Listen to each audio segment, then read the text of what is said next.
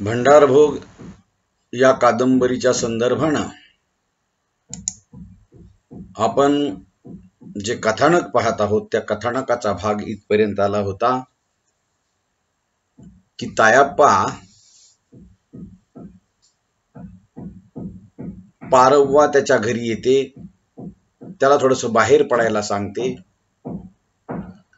गावातल्या काही टार्गेट मुलींकडून तायप्पाच्या बहिणीला जोगत्याची बहीण म्हणून हिणवल्या जातं. तेव्हा तायप्पा हे सगळी बंधनं झुगारून घराच्या बाहेर पडतो आणि त्या संबंधिताच्या जाधवाच्या घरी जाऊन त्यांना आपला हिसका दाखवतो आणि मग तायप्पाला ही गावातली अनेक लोक टरकून राहायला लागतात. असा एक कथाभाग आपण इथपर्यंत पाहत होतो. त्याच्या पुढचा जो कथाभाग आहे आता तो असा आहे की तायप्पा आता इतर जोगतिनींच्या सोबत थोडासा रुळायला लागलेला आहे आणि कोटावरच्या देवीला तो आता रत्नावा, पारव्वा, फुला, तानाक्का हे इत्यादींच्या सोबत तो यात्रेला आता जातो आहे. यातल्या जोगतिनींचे जे बाहेरखाली संबंध कसे असतात, जोगतिनींना कसा झुलवा लावल्या जातो, या संदर्भातलं कथानक या पुढच्या भागात आहे. आता दिवस उगवायला रत्ना पारावाच्या घरात दत्त म्हणून हजर झाली आणि अजून निवदाचं चालू लागलं करू लागली. ती घरातली अंथरुण अजून तशीच पडली होती. आता ही सगळी तिथलची जी भाषा आहे पडली ती चाललत ही जी आहे ना, मी त्याच्याऐवजी तुम्हाला थोडंसं शुद्ध मराठीमध्ये किंवा प्रमाण मराठी भाषेमध्ये त्या संदर्भानं त्याचं कथानक सांगतो. म्हातारी परड्या अंगाच्या सोप्याला बसून एकटीच काय बाय पुटपुटत होती. अजून तुझा निवदच चाललाय होय ग, असं ती म्हणाली. काय करतीस बाई, राती मध्यानीला एकाएकी काकूच्या पोटात दुखू लागलं. रात त्याच्यात गेली, आता कुठं गेली. जातीया कुठं, हाय की तोंड धुवाली, तोंड धुवू लागलेली. असं म्हणत पारवानं खोपड्यातलं बसणं रत्नावाकडं सरकवलं. रत्नाव हळूच त्याच्यावर टेकली आणि पारवानं चुलीतला जाळ थोडा मोठा केला.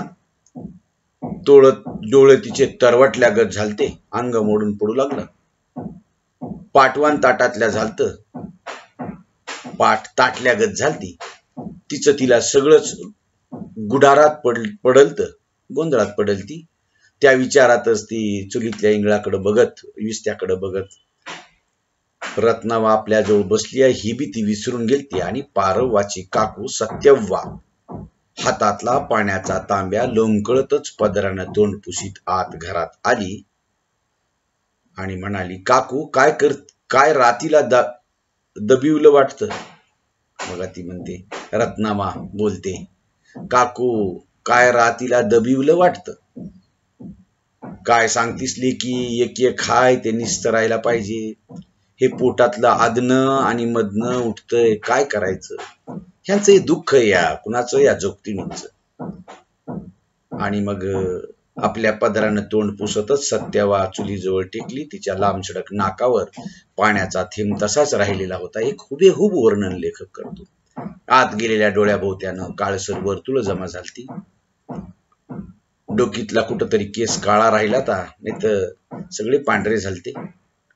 डुसक्या अंगाची सत्यवा भलतीच गळाटल्यागत वाटायला लागली आणि रत्नावा तिच्या विचारात गुदपळली, तिच्या विचारात गडली. तिच्या समोरून सत्यवाचा जगण्यातला एक दिवस जाऊ लागला. कुठली कोण बया दिस घालवायला गावात आली, रोज एकेकाच्या बांधावर हिंडत राहिली, काम करत राहते. खरं भादरीन पोटची पोरगी कोंबागत वाढवली. आता देवालाच पोरगी आवडली, त्याला ती तरी काय बिचारी करणार. बघा, हे गावातलं ग्रामीण भागातलं अंधश्रद्धेचं किती मोठं गौड बंगाल तयार झालेलं. एकेकाचं नशीबच असतं. या शेजारच्या भिंतीवरची पाल कुचकुचली म्हणतात, चुकचुकली आपल्याकडे म्हणतात. आणि रत्नावाच्या डोक्यातलं विचारचक्र एकाएकी थांबलं. पारवानं गडबडीनं निवदाची पिशवी भरली, देवामोरची परडी पिशवीत घेतली आणि आईला काय बाय सांगून बाहेर पडणार इतक्यात महाराची फुला दारात आरडली. अगं झालं का नाही? दिस कासराभर वर आला की आता जायला उन्हाला झेंडू फुटल, दम लागेल, थकवा येईल, घाबरून जाऊ चालता चालता, असं ती बोलायला लागते. आता तुमच्या लक्षात आला असेल की इथं जोगतीने जोगता बनायला जाती धर्माची कोणतीच बंधन नाहीत. कोणत्याही जातीची लोक ही इथं जोगतीने होताना आपल्याला दिसत आहेत. आणि मग त्या आता निघणार आहेत. आलाव आलाव असं म्हणत रत्नावा बाहेर पडली. फुलानं आज कधी नाही ते छापील पातळ काढलत. चांगल्या लांबसडक 2 वेण्या घातल्या होत्या तिनं. त्यातली एक पुढच्या बाजूला सोडली आणि एक माग. आणि रत्नावा तिचा अवतार बघून हसू लागली. ती म्हणाली, आज काय सगळंच वेगळं दिसतंय, राती फेरी झाली वाटतं. रत्नावा हसत हसतच म्हणाली आणि फुला मुरकली. तिनं काय ओळखायचंय ते ओळखलं. पारवा हातात पिशवी घेऊन पायात चपल्या सरकल्यागत गल्लीत आली. बघा ही फुलं आहे, ही फुला एका कॉन्ट्रॅक्टरला लागू आहे. तिच्या घरी जणू कॉन्ट्रॅक्टर रात्री येऊन गेला, तिच्याजवळ झोपून गेला आणि म्हणून तू जास्त आज खुश दिसतेस, म्हणून तू आज जास्त मुरकाई लागलेलीस, म्हणून आज तुझं सगळं अंगावरचं लुगडं वगैरे तुझी कळा वेगळी दिसते. बघा मग तितक्यात चला बायानो ताना कारडली म्हणत तरा पुढे त्या झाल्या. पाठीमागनं दोघी तानाक्का गटल्या हातात घेऊन दारात उभी होती. मला वाटलं आता आणि हेलपटा कशाला घालायचाय म्हणून तानाक्का पारवाच्या हातातल्या पिशवीत आपलं गटलं टाकतच म्हणाली. तिचा कपाळाचा भंडारा आज जरा भांगाकडे सरकू लागला होता. कुंकू नेहमीप्रमाणे मोठं झालतं. तिनं सुनला हाळी मारतच जातो म्हणून सांगितलं. सगळ्यांना घेऊन पुढे झाली आणि हेव बाबा आणि हातरुणातनं उठलाय का नाही कुणास ठाऊक असं म्हणत भैरू पाटलाच्या खोपड्यातनं पवाराच्या दारात आली. तिनं गल्लीतनच तायप्पाला हाळी मारली. पमी पळत पळत बाहेर आली. तायप्पाची बहीण, तो परड्यात गेलाय, आईनं तुला आत बोलिवलंय असं ती म्हणाली. आणि असं म्हणत पमी आत पळाली. ह्या बाईनं आणखीन काय काढलंय असं म्हणत तानाक्का आत शिरली. त्या तानाक्काला तायप्पाच्या आईनं आत बोलवलं होतं. थोरला अजून आतुरणावरच लोळू लागला. तानाक्काला बघून तो गडबडीनं उठून बसला. मधल्या सोप्याला सुमी हातरुणातच होती. निवद काय काय बांधायचं ग कल्लवानं तानाक्काला उभ्या उभ्याच विचारलं. आता हे सगळं घ्यायचंय ना, देवीला जायचंय कोटावरल्या. मला वाटलं बाई ठिकाणचा नैवद वेगळा असेल. नाही बाई म्हणत तानाक्का परड्यात गेली. तायप्पा ढासळीची फुलं गोळा करायला लागला. अरे फुलं कशाला काढलास, चल की उशीर झाला असं ती तानाक्का तायप्पाला म्हणाली. तो तायप्पा म्हणाला, तिथं कुठं देवाला फुलं गावतील, हितनच नेऊया की असं तो म्हणाला. आणि तो निघाला. बाबा या देवीला लईच फुलाचं कौतिक नाही, सगळं भंडाऱ्यावर चालतंय, चल लवकर. मग चहाला ठेवूया की असं तो म्हणाला. त्यासनी आत तरी बोलिव की. अक्कवा चुलीतल्या राकुंडी थुकतच म्हणाली. तानाक्कानं तिचं ऐकून न ऐकल्यासारखं केलं आणि तायप्पाला बाहेर काढलं. दिवस भलताच वर आलता. पाण्याच्या वाटेला नुसत्या घागरी दिसू लागल्या. पावसानं उघडीप दिलती त्यामुळे रानात माणूस कुठंतरी दिसू लागलं. बांधाच्या सडीला पालजी फुटली. ती बांधावर हिरवं थोडस गवत येऊ लागलं असं ते सगळं सांगतो. आणि तितक्यामध्ये आज सगळं नवन फुला सगळ्यात पुढं पुढं सपासप पावलं उचलू लागली. तायप्पाला तिचं आजचं सगळं नवं वाटू लागलं. आणि तो तायप्पा तिला म्हणाला, आज फुला काय लईच नटली या. पारवानं डोळे मिचकीत म्हणाली, कंत्राटदार आलता म्हण राती. खरं होय ग फुला. तानाक्का शब्दानं फुलाच्या पायाची गती मंदावली. होय, आता पाऊस पडायला लागला मग काम बंद झाली की आता पावसाळ्यात हिंगलजलाच असतोय. फुला लाज लागत बोलून गेली, खरं आहे तो येऊन गेला. तरीच म्हटलं आज फुला सगळ्याच्या पुढं कशी आहे. अरे तिच्या मग काय काय देऊन गेला. तायापानं तिला गमतीनं छेडायला सुरुवात केली. पारवानं डिवचत म्हटलं, अरे आता हितच काय म्हटल्यावर कशाला काय दिल. पारवानं डिवचलं आणि ती म्हणू लागली, आता ते काय आहे, खर्चाला 50 देऊन गेलाय. फुला मोकळी झाली. तानाका बोलतच, किती देईल मला, 50-1 रुपये त्यानं खर्चाला देऊन गेला. बायका पोरं कुठल्या गावाला आहेत त्याची. तानाकानं फुलाला गाठला आणि म्हणाली, कुठं तिकडं मलकापुराकडं आहेत बाई, मला बी माहित नाही. फुला इकडं तिकडं बघतच म्हणाली आणि तानाका विषय न वाढवता चालायला लागली. बघा की हे चालता चालता बोलता बोलता काय काय या गोष्टी त्यांच्या जीवनातल्या उघड्या पडायला लागतात. मानवी जीवनाच्या शरीराच्या ज्या भुका असतात ना त्या अशा भागत नसतात. बोलून सवरून करून भागत नाहीत. शरीराला शरीराची एक भूक असते आणि ह्या कुठेतरी दडपून दाबून देवाला आणि देवीला सोडणं आणि त्याचं मन दाबत राहणं हे काही केल्या पुरुषी प्रवृत्तीला असो किंवा स्त्री प्रवृत्तीला असो हे काही झाकत नसतं. आणि म्हणून तानाका तायापाकडे बघत विचारत तसं तायापाच्या मनात चाललेलं सगळं तुटून गेलं. तायापा काहीतरी विचार करत चालतो. आता याच्या आधी कोण कोण गेलतं काशा देवीला नाही, काही जण म्हणतात आम्ही पहिल्यांदाच चाललो. आता जलंभर फेऱ्या आहेत घे बाबा. तो म्हणतो मी पहिल्यांदाच येतोय. रत्नाबा म्हणते की तुझ्या आता जलंभर फेऱ्या राहतील. देव हाय म्हटल्यावर फेरी कसली. पारवानं मध्येच तोंड घातलं. तायाप्पा काय न बोलताच त्याच्या पाठीमागनं चालायला लागला. गावचं रान कवाच मागं पडलं. बेळगुदी गाव 4 कासऱ्यावर आलतं. आता जरा उन्हाची तगमग जाणवायला लागली. चप्पल घालाय पाहिजे होतं बाई. तायाप्पाला चुकल्यागत वाटायला लागलं. मग काय घालाय नाहीस. काय वज होऊ लागलं तर त्याचं. आता रडशील चलून चलून. मधीच कलच्यागत पाऊस आला तर काय घ्या म्हणून घातलं नाही चप्पल. खरं आज पावसाचं काय दिसत नाही की. त्यानं आभाळाकडे पारखून बघितलं. अरे खुड्या सगळा खडीचा रस्ता हाय. तो काय चिखलाचा रस्ता हाय म्हणायचा. आता हे तायाप्पाला माहित नाही. तो तसाच निघालेला आहे.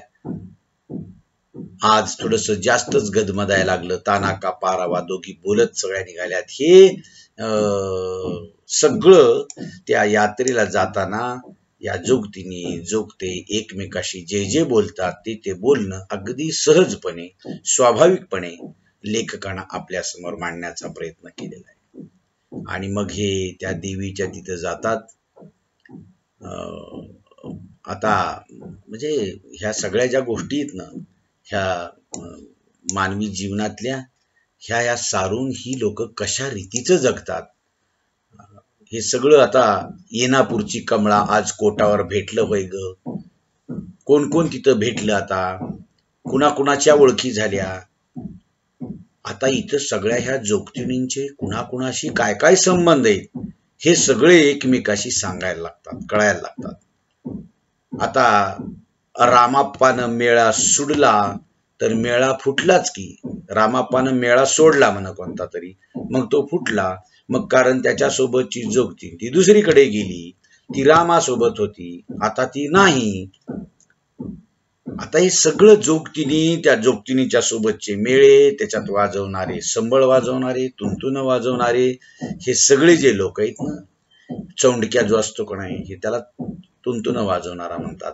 हे सगळे एकमेकाच्या आधारानं कशी वाढायला लागतात, त्यांच्या शरीराच्या भुका कशा भागवायला लागतात. काही दिवस शरीराचे भोग भोगल्यानंतर एखाद्या वेळेला एखाद्या जोगतिनीला ते सोडून देऊन दुसरीकडे कसं जावं वाटतं, या सगळ्या गोष्टींचं वर्णन लेखकानं अतिशय बारकाईने इथं केलेलं आहे. पहा, आता कोटा गावच्या यात्रेतलं हे सगळं वर्णन आहे. जोगतिनींच्या वाटेवरचं ते जाताना येतानाचं बोलणं आहे. तिथं पोहोचल्यानंतर पूजेसाठीचं सामान सुमान काय काय आणलेलं आहे, कसं आणलेलं आहे, कसं पूजतायत, हे सगळं चालू आहे. तिथेच आता महादू जोग्या आलेला आहे. त्याच्याबरोबर महादू बरोबर राघू दादू ह्याही जोग्यांची तिथं ये जा झालेली आहे. आणि ह्या सगळ्या जोगत्यांची जोगतिनींची काही जोगते हे बापे सोडलेले जे आहेत ना देवाला जोगते, त्या जोग्यांची देखील ओळख इथं तायाप्पाला झालेली आहे. तायाप्पानं हे सर्व देवाचं समजून स्वीकारण्यासाठी तयार होणं हे गरजेचं आहे. म्हणून त्याचा जो महादू जोग्या गुरु आहे तो सगळं त्या तायाप्पाला शिकवतो, सांगतो, कशी पूजा करायची, कसं वागायचं, कसं राहायचं. आणि तू एकटा नाहीस, तू तायाप्पा हे एकटा नाहीस, तर तुझ्यासोबत तुझ्यासारखेच हे राघू आहे, तुझ्यासारखाच हा दादू आहे, मी तुझ्यासारखाच आहे. आपण सगळ्यांनी असं आता टाळून चालणार नाही, आपण त्यांच्यासारखंच राहिलं पाहिजे. हे महादू जोग्या त्या तायाप्पाला समजून सांगायला लागतो. आता नंतर पाऊस कोसळायला लागतो. पारव्वा रत्नावा ह्या सगळ्या यात्रेकून परत निघतात. आता रखमा जोगतिनीचे बाहेर खाली कसे संबंध आहेत त्याचं वर्णन होतं. झुलवा लावणे ही एक जी पद्धत आहे ना, ही पद्धत देखील या प्रसंगाला आपल्याला कळायला लागते.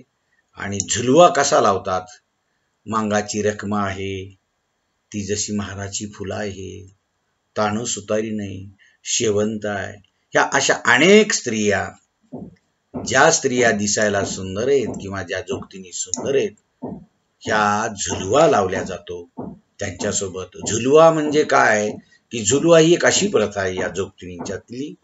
या प्रथेमध्ये ती जी मुलगी आहे ना, ती मुलगी वयात आल्यावर तिला श्रीमंत पुरुषाची रखेल म्हणून पुढील आयुष्य काढावं लागतं. त्याला झुलवा लावणे असं म्हणतात. आणि त्याची सुरुवात करण्याचा जो विधी असतो का नाही, त्याला झुलवा लावणे असं म्हणतात. आणि हा झुलवा काही जणींच्या सोबत लावल्या जातो. तो लावल्यानंतर या झुलव्यात हे आपलं आयुष्य काढतात. असा हा झुलवा या काही जोगतिनींच्या सोबत लावल्या जातो. आणि त्याचं तायाप्पाचा जो काय गुरुपदी विधी संपन्न झालेला आहे तो जोगत्याच्या परंपरेनुसार आहे. सर्व लग्नातल्या सारखं तिथं केल्या जातं. जोग्याच्या जन्माविषयीचं तत्वज्ञान त्याला सांगितलं जातं. ह्या सगळ्या गोष्टी मी तुम्हाला या नाहीतर याच्या पुढच्या तासात सांगतो. आपण तोपर्यंत इथं थांबूयात. ठीक आहे.